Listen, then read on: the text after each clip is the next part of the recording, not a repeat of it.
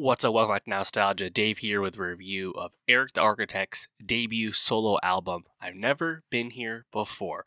This album has been a long time coming. Of course, Erick The Architect, one third of legendary New York hip-hop trio Flatbush Zombies, a group I've seen perform, I believe, 3 times. A big fan of them.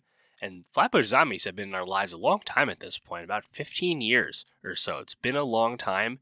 And of course, they helped really carry the torch, ride the wave of underground New York independent hip hop throughout the 2010s. Of course, as their own trio, and of course also as part of the Beast Coast Collective alongside Joey Badass and Pro Era, as well as the Underachievers. Big fan of all of them.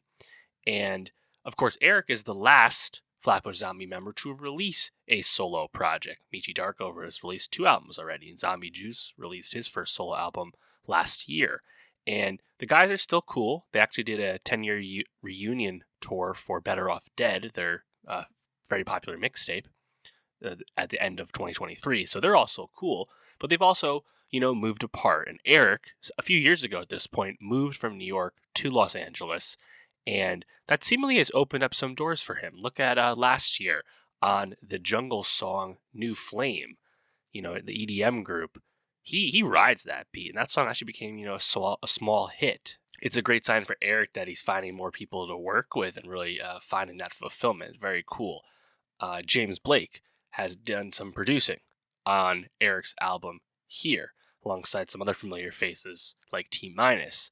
And Erick obviously had that producer role as the rapper / producer role with Flatbush Zombies, but he actually kind of, I think, took a wise step back for his debut solo album to just focus on being a performer. And ultimately, I think Erick's debut album is really great. I think this is very effective. It feels like what you want an Erick solo album to feel like.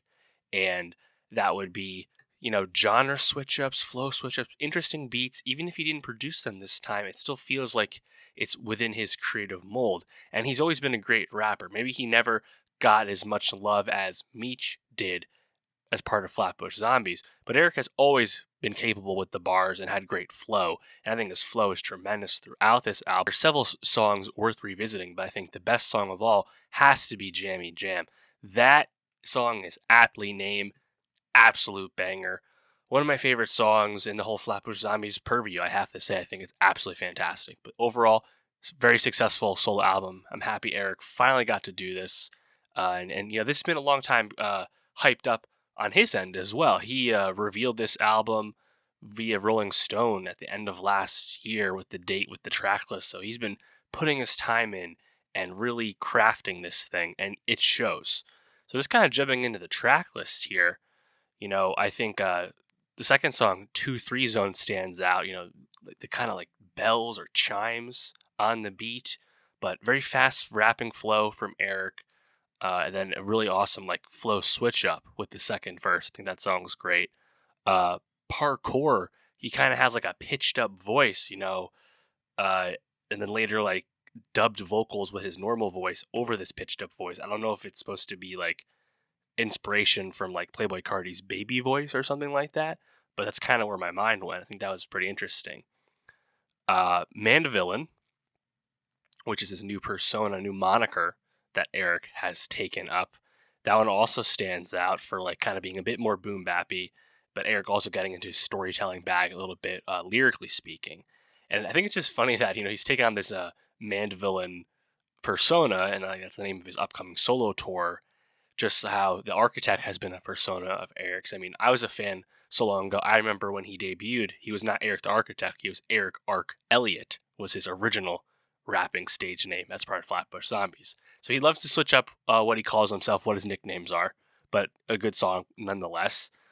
I mean, Ezekiel's Wheel has a George Clinton feature. Like, just flex on us, please. As I mentioned, Jammy Jam, so good. I mean, I think it has really sticky melody, and the beat like really hits really awesome bass on that, and Erick's flow, just really like finds the pockets with that melody. Like, I think it's a great one. I've revisited a ton already. It's one of my favorite songs of the year thus far. Really great. And then quite this change after that, you have Ambrosia featuring Channel Trace. Unsurprisingly, a bit more bass heavy. The drums really stand out, a bit more electronic, like more of the Channel Trace sound. And Trace is kind of giving you just like hardcore like sex talk, which is something I kind of expect from Meech, honestly, not so much from Erick's song. Nonetheless, I think the beat's pretty good. We have one of the singles next, Shook Up, featuring Joey Badass, of course, frequent collaborator. The Joey version is pretty quick, though, honestly. It's over in a hurry, unfortunately. Beef Patty features the pitched up voice again, but also has this boy feature and is effectively like a dancehall song kind of out of nowhere on the album, but I actually think it's pretty great listen, honestly. Colette, you have the bells on the beat again, another fast flow from Erick. I enjoyed that one. That's, more of a familiar sound from Erick if you're a Flatbush Zombies fan. Instincts featuring West Side Boogie, LA collaborator there. Great storytelling song about, Black experience, police experience, the come up, etc. Really, really great rapping from both of them. Nice look for Boogie as well. I like seeing him here. New Muse. This one, again, feels like a Meech song. Erick talking about like seducing a girl and being a little explicit about how he's rapping about it. Just not what I expect. But I think it's actually like done pretty well. And that's because the beat is pretty groovy. You kind of have like sneaky like guitar hanging around on that, and the flow is still pretty quick. And then also the last song, Liberate, featuring Lala Hathaway. I thought Erick surprisingly sang actually pretty well on that after not really singing on most of the album at all. So yeah, overall, like for a debut album from someone who's never been a lead soloist on a album of this length before, big success for sure. He's going out on a solo tour. Thinking about seeing him.